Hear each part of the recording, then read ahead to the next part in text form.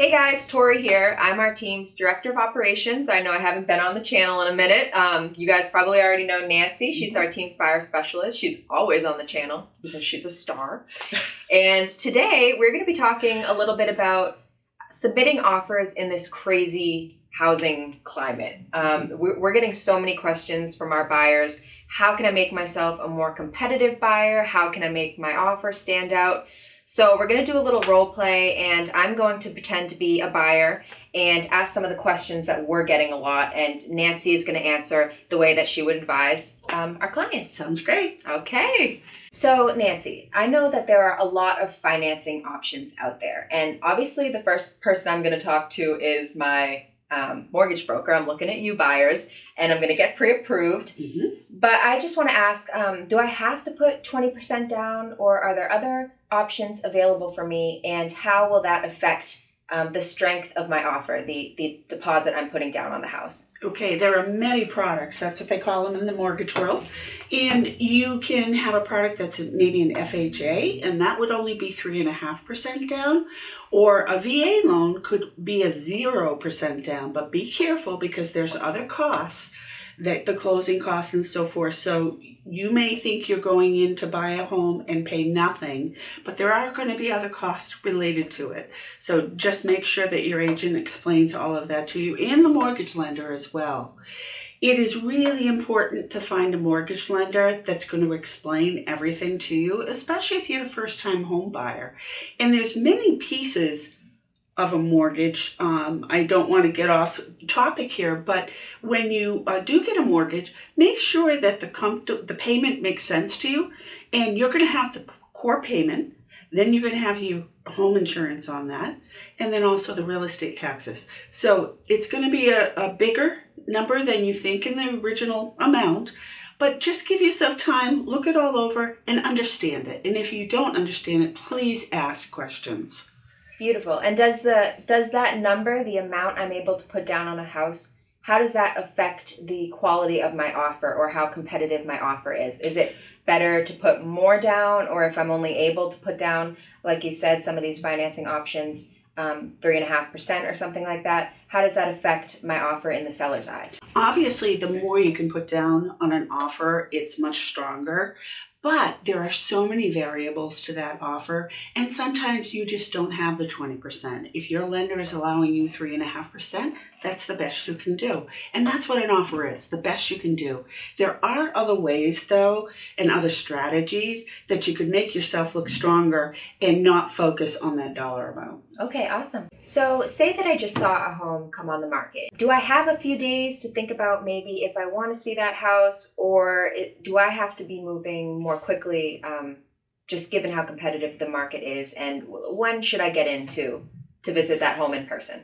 What I'm seeing now is that it's not the open house setting anymore, and you have to have a showing appointment, and you need to be in there and making an offer as soon as possible. Homes are not staying on the market. This has been the trend for at least the last 8 months to a year, but I'm seeing it even faster.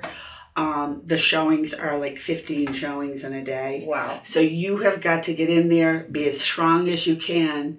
And if you didn't get it for some reason, then move on. Let that one go and just move on and do your best strategy for the next one. So I keep hearing people talk about something called an escalation clause. Can you explain what that is and why that would be a tool that some people might be utilizing when submitting offers? With an escalation clause, not all agents like them. They don't feel that they're as fair sometimes.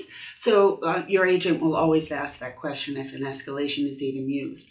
What an escalation is that you a home is on the market for $375. You want to offer $375, but you're willing to go to $390. So you can schedule 1,000 increments so that if that home goes for $388, you can get it for $389. If they receive an offer for $388. If they receive an offer for $388, then they have to show you that offer. You're still within your limits. But there are other criteria, not to complicate the subject at all, but there are other criteria that an offer still may look better in a different way. So that being said, it's just another tool Yeah, we're always looking for tools we can have Absolutely. as buyers, so Correct. That's a good one. So when I go to make an offer on a house, can you please explain to me the difference between the deposit I'm putting down with my offer to purchase and the deposit that's going to follow when it comes time to sign a purchase and sales agreement? Absolutely. There's actually 3 segments where you're going to need to put down money. Okay. Usually they call it the escrow funds or the earnest funds. That's the first $1,000. That's kind of the general rule. Someone will put $1,000 with the offer. Then you have about 14 days later is the purchase and sale. That might be your 3.5%, your 5%. Usually that's a standard number. You certainly could make that number higher to make your offer stronger. And then don't forget the closing costs. A loan for, let's say, $500,000, the closing cost might be anywhere from $6,000 to $8,000, varying on your county and the house price itself. So there's going to be 3 times that you need to come up with the funds. And usually a closing from the beginning of you making an offer to a closing is roughly 60 days. Okay, and you obviously as a buyer specialist, you're going to be reminding the buyer the Absolutely. whole step of the way when money will be needed up front. So there won't be surprises during this process. Correct. You'll know in advance how much you're going to need to bring to that closing table. Correct. Tori, it was great being back with you. It's been a long time since we've been together. I know. So I've been camera shy, apparently. But actually, in my defense, usually I'm behind the camera. That's right. So we hope this video was helpful for any buyers out there. These are questions we get asked a lot from the buyers that we've been working with. And I think that some of them are very specific to this market we're currently in, which, if you're out there looking at homes, is unlike anything unlike anything we've seen. So thanks so much for watching, and we'll see you next week. Bye. Bye. Shush mine too. They shush their hair. Additional offers. It's all right. So I'm a buyer, and I feel like I keep saying in today's market. I think I can play off Yes. Water. Want water? You can reach it. I do not know who's that is. Oh. It's not mine.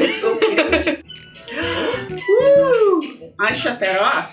Not on my watch today. I don't think you did. And we will see you next Thursday for our next video. Redundant. Why is the ending always the hardest part?